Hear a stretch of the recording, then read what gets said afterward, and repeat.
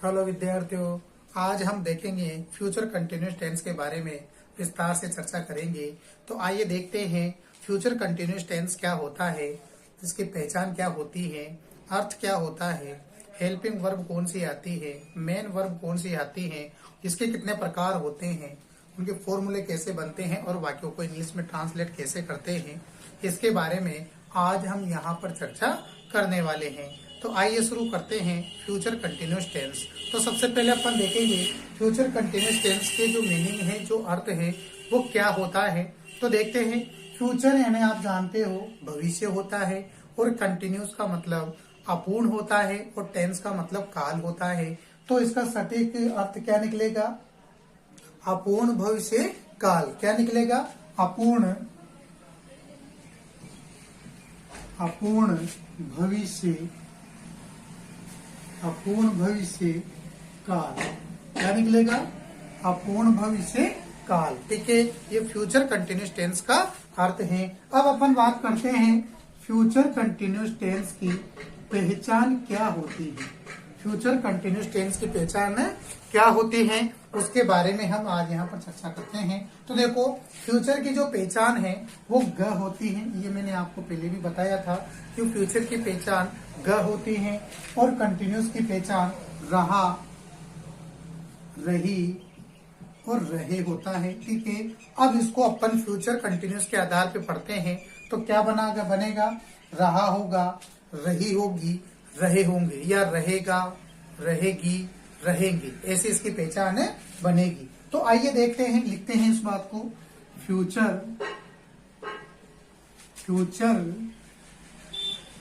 Continues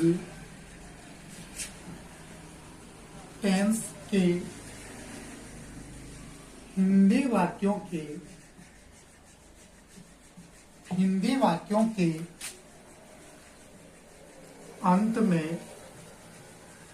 अंत में रहा होगा, रही होगी, रहे होंगे, अर्थात रहेगा, रहेगी, रहेंगे आदि आते हैं।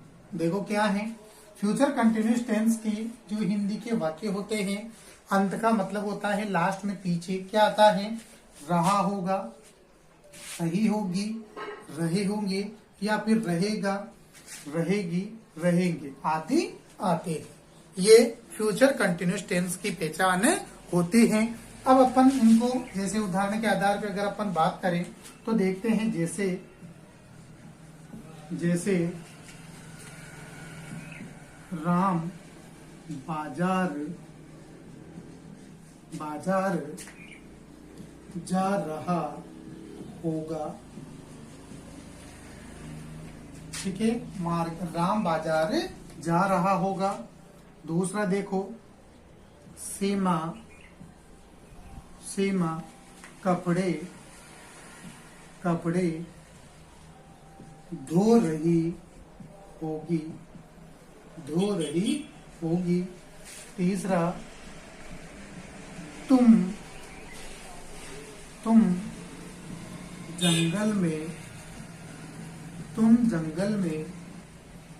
खेल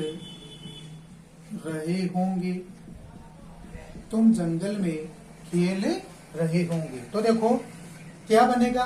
राम बाजार जा रहा होगा। अपन ने क्या लिखा कि फ्यूचर कंटिन्यूअस टेंस के जो हिंदी के वाक्य होते हैं, उनके अंत में रहा होगा, रही होगी, रहे होंगे आदि आते हैं, या रहेगा, रहेगी आते हैं। तो देखते हैं, ये हिंदी के वाक्य हैं, और मैंने आपको पहले बताया है कि हिंदी के वाक्यों की जो पहचान होती है वो हमेशा पीछे से होती है। कहाँ से होती है? पीछे की तरफ से होती है। तो देखो आइए देखते हैं, ग इसका मतलब फ्यूचर है, उसके अलावा रहा, रही, रहे मतलब कंटिन्यूअस है, अर्थात रहा होगा, रही होगी, रहे होंगे।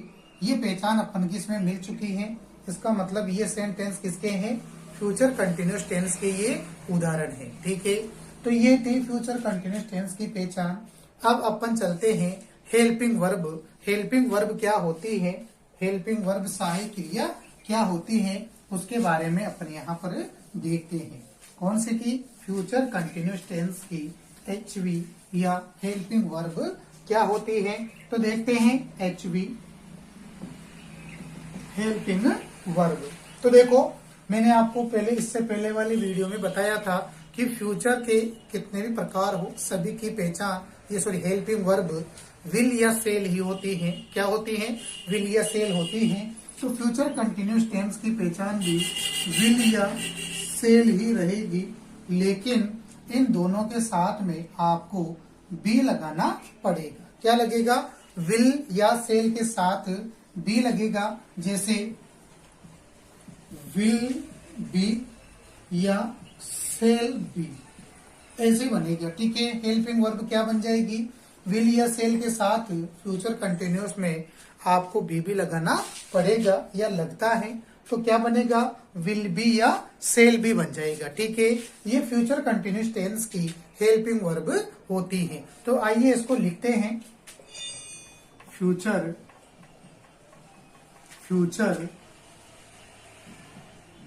कंटिन्यूज टेंस में HV विल या सेल का प्रयोग किया जाता है, लेकिन विल या सेल के साथ बी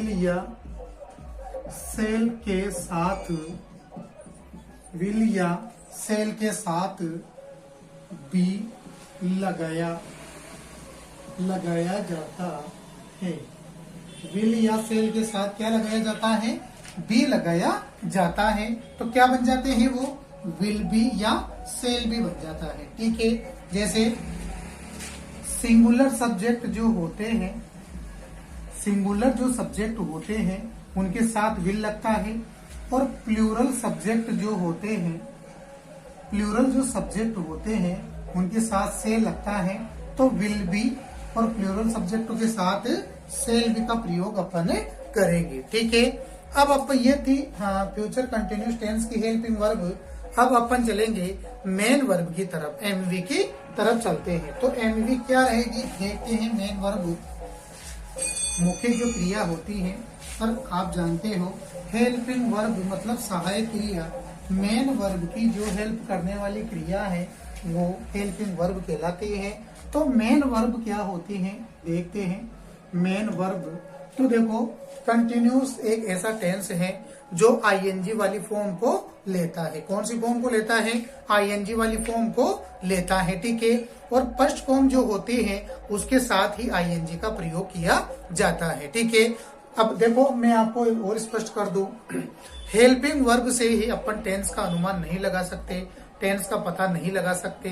कंटिन्यूस टेंस को कहने के लिए अपन को आईएनजी वाली फॉर्म को भी देखना पड़ता है। यदि वाक्य के अंदर अपन को विल या सेल के साथ बी मिलता है, लेकिन आईएनजी वाली फॉर्म यदि अगर उसके अंदर नहीं है तो अपन उसको कंटिन्यूस टेंस नहीं कह सकते हैं। ठीक है, जब तक इसमें आईएनजी वाली फॉर्म नहीं आएगी जब तक इसको अपन कंटिन्यूस टेंस नहीं कह सकते। कंटिन्यूस टेंस के लिए आईएनजी वाली फॉर्म का होना जरूरी है। मेन वर्ब की जो फॉर्म होती है, वर्ब होती है, उसमें आईएनजी का प्रयोग होना जरूरी है। ठीक है, तो लिखते हैं इस बात को। फ्यूचर कंटिन्यूस टेंस में मेन वर्ब की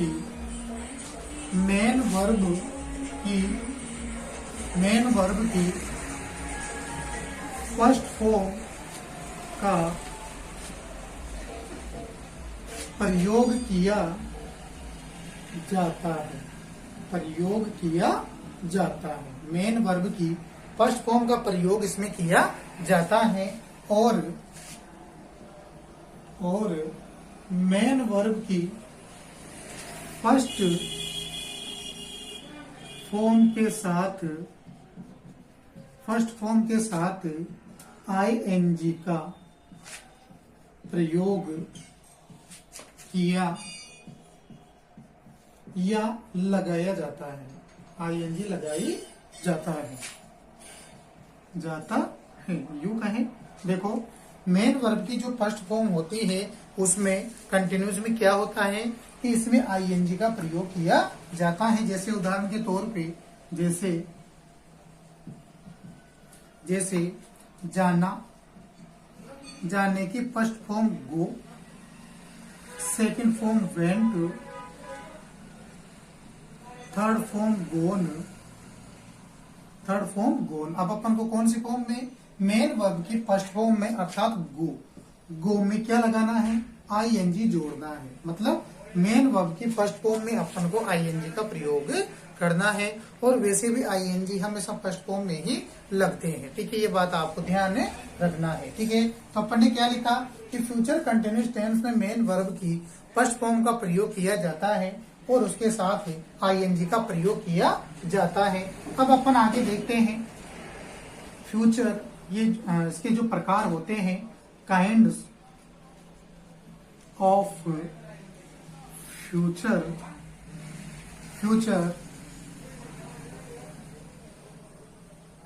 कंटिन्यूअस टेंस के। ठीक है, क्या है kinds of future continuous tense अर्थात फ्यूचर कंटिन्यूअस टेंस के प्रकार। तो फ्यूचर कंटिन्यूअस टेंस के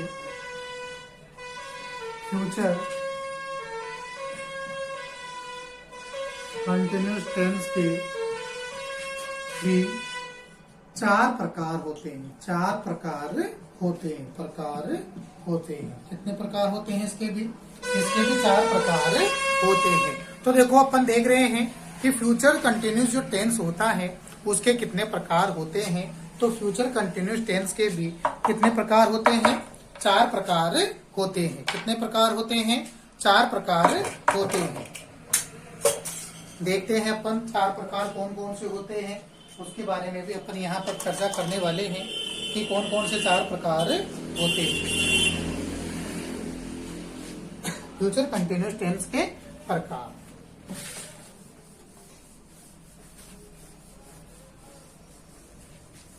पहला प्रकार देखते हैं। पहला प्रकार अफर्मेटिव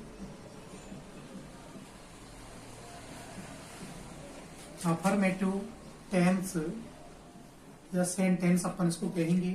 सकारात्मक वाक्य क्या होता है, सकारात्मक वाक्य। दूसरा कौन सा होता है, नेगेटिव टेंस। इसको नकारात्मक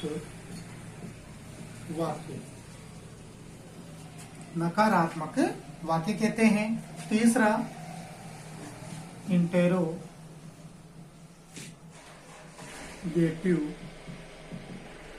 टेंस, इसको प्रश्नवाचक वाक्य कहते हैं। चौथा इंटेरोगेटिव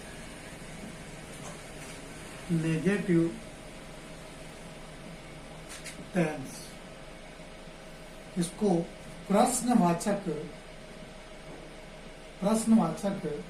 नकारात्मक वाक्य कहते हैं।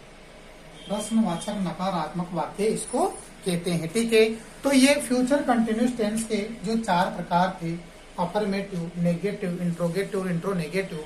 तो विद्यार्थियों यही चार प्रकार सभी के आप देखते आ रहे हो, सभी में ये चार प्रकार होते हैं। और वैसे भी टेंस के लगभग 48 जो प्रकार हैं वो बनते हैं। अब अपन देखते हैं फॉर्मूले क्या होते हैं। तो मैंने आपको पहले बताया है कि इन चारों प्रकारों के ही फॉर्मूले बनते हैं। ये जो चार प्रकार होते हैं, इन चार प्रकारों के ही फॉर्मूले यहाँ पर बनते हैं। और इन चारों प्रकारों के फॉर्मूले से ही हिंदी के वाक्य का इंग्लिश में ट्रांसलेट किया जाता है। तो सबसे पहले अपन अफर्मेटिव का फॉर्मूला देखते हैं। सब्जेक्ट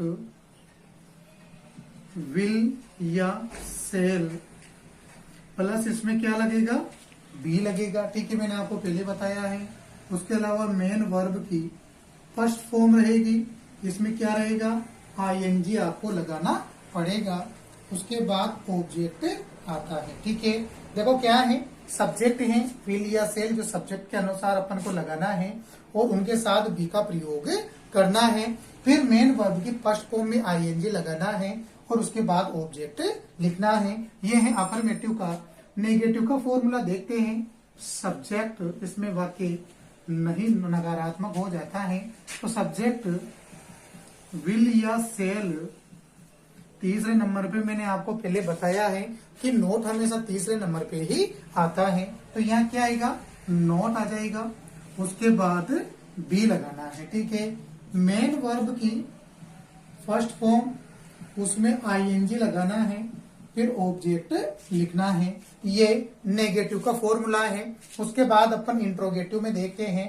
इंट्रोगेटिव में क्या होता है, जो वाक्य होता है वो कैसे शुरू होता है और लास्ट में क्वेश्चन मार्क लगाया जाता है। तो उस कैसे वाक्य शुरू होता है, तो उसके लिए अपन क्या करते हैं, विल या सेल को सब्जेक्ट से पहले लिखते हैं। तो देखो इंट्रोगेटिव विल या सेल प्लस सब्जेक्ट, सब्जेक्ट से पहले विल या सेल लिखना है, प्लस मेन वर्ब की बी मेन वर्ब की फर्स्ट फॉर्म, उसमें आईएनजी, फिर ऑब्जेक्ट और लास्ट में क्वेश्चन मार्क आता है। देखो विल या सेल जो अपन को सब्जेक्ट से पहले लिखना है, उसके बाद बी, फिर मेन वर्ब की फर्स्ट फॉर्म, उसमें आईएनजी, ऑब्जेक्ट और लास्ट में क्वेश्चन मार्क लिखना है। आगे देखो इंट्रोनेगेटिव। इंट्रोनेगेटिव में क्या होता है, इंट्रोनेगेटिव में वही वाक्य कैसे शुरू होता है, लास्ट में क्वेश्चन मार्क आता है, लेकिन इसमें नोट का प्रयोग और नहीं का प्रयोग किया जाता है, अर्थात वाक्य नकारात्मक हो जाता है। तो विल या सेल प्लस सब्जेक्ट। अब तीसरा नंबर आ चुका है, तो तीसरे नंबर का अपन को नोट लगाना है, फिर उसके बाद बी, फिर मेन वर्ब की फर्स्ट फॉर्म, उसमें आईएनजी, फिर उसके बाद ऑब्जेक्ट, लास्ट में क्वेश्चन मार्क।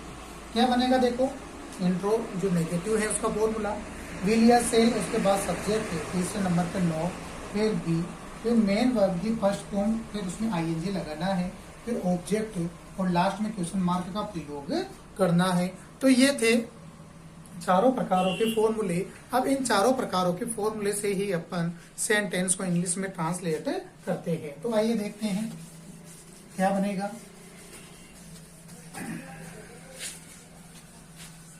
क्या था एग्जाम्पल, देखो आप एग्जाम्पल क्या बनेगा। पहला इजी सा एग्जाम्पल लेते हैं।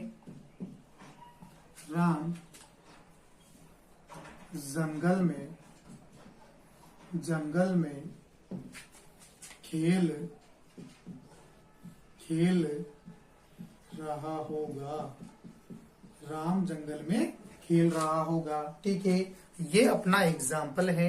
ये तो कंफर्म है कि फ्यूचर कंटिन्यूस का है, क्योंकि रहा होगा इसमें आ गया है। ठीक है, अब इसको बनाने से पहले विद्यार्थियों आपको क्या करना है, इसमें पहले सब्जेक्ट का, ऑब्जेक्ट का और मेन वर्ब का अपन को अच्छे से पता होना चाहिए। तो देखो सब्जेक्ट मतलब काम करने वाला, क्रिया करने वाला आदमी सब्जेक्ट कहलाता है। तो राम अपना सब्जेक्ट हो गया। ठीक है, उसके बाद वो क्या क्रिया कर रहा है, खेल रहा है, तो ये अपनी मेन वर्ब हो गई। ठीक है, और वो कहाँ पे खेल रहा है, तो ये अपना ऑब्जेक्ट हो गया। ठीक है, तो सब्जेक्ट, वर्ब और ऑब्जेक्ट।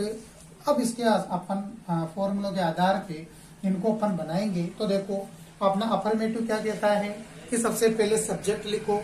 अब सब्जेक्ट कौन है, अपना राम है, तो राम की मीनिंग लिखो, राम। उसके बाद विल या सेल। अब नाम क्या होते हैं, सिंगुलर होते हैं, सिंगुलर के साथ विल का प्रयोग होता है। तो राम विल के साथ क्या लगेगा, B, Ram will be. Main verb खेलना, जो प्ले। ठीक है, प्ले है, तो प्ले फर्स्ट फॉर्म है, तो इसमें क्या लग जाएगा, आईएनजी लगेगा, तो प्लेइंग। क्या बन जाएगा ये, प्लेइंग। अब ऑब्जेक्ट, जंगल की बात हो रही है, तो इन फॉरेस्ट इन फॉरेस्ट, ठीक है, इन फॉरेस्ट। आगे देखो नेगेटिव में देखते हैं सब्जेक्ट, तो सब्जेक्ट अपना राम है, विल अपन लगा रहे हैं, तीसरे नंबर पे नोट लगाना है, उसके बाद बी लिखना है, मेन वर्ब की फर्स्ट फॉर्म प्ले, उसमें आईएनजी, और कहाँ पे, जंगल में, तो इन फॉरेस्ट, फॉरेस्ट, ठीक है। उसके बाद आगे देखो इंट्रोगेटिव में सब्जेक्ट से पहले विल या सेल को हेल्पिंग वर्ब को आगे लेंगे, तो अपना विल राम, उसके बाद बी फर्स्ट फॉर्म प्ले, उसमें आईएनजी, और ऑब्जेक्ट इन फॉरेस्ट, ठीक है, लास्ट में क्वेश्चन मार्क, ठीक है। आगे देखते हैं इंट्रो नेगेटिव में वही विल आगे, फिर राम, उसके बाद तीसरे नंबर पे नोट लगाना है, उसके बाद बी, फिर मेन वर्ब की फर्स्ट फॉर्म प्ले, उसमें आईएनजी का प्रयोग करना है, फिर ऑब्जेक्ट, ऑब्जेक्ट अपना जंगल है तो फॉरेस्ट, ठीक है, और लास्ट में क्वेश्चन मार्क, ठीक है। तो ये इस प्रकार से अपन ने जो उदाहरण था फ्यूचर कंटिन्यूस टेंस का, इन चारों फॉर्मूलों के माध्यम से आसानी से इसको बना दिया है, ठीक है। तो आज अपने देखा फ्यूचर कंटिन्यूस टेंस, उसका अर्थ क्या होता है, पहचान क्या होती है, हेल्पिंग वर्ब क्या होती है, और मेन वर्ब क्या होती है, प्रकार कितने होते हैं, और उन प्रकारों के फॉर्मूले कैसे बनते हैं, और उन फॉर्मूलों से एक हिंदी का एग्जाम्पल को अपन कैसे इंग्लिश में ट्रांसलेट करते हैं। तो इसके बारे में अपन ने आज यहाँ पर चर्चा की है। अब अपन आगे देखेंगे फ्यूचर परफेक्ट टेंस के बारे में चर्चा करेंगे, ठीक है।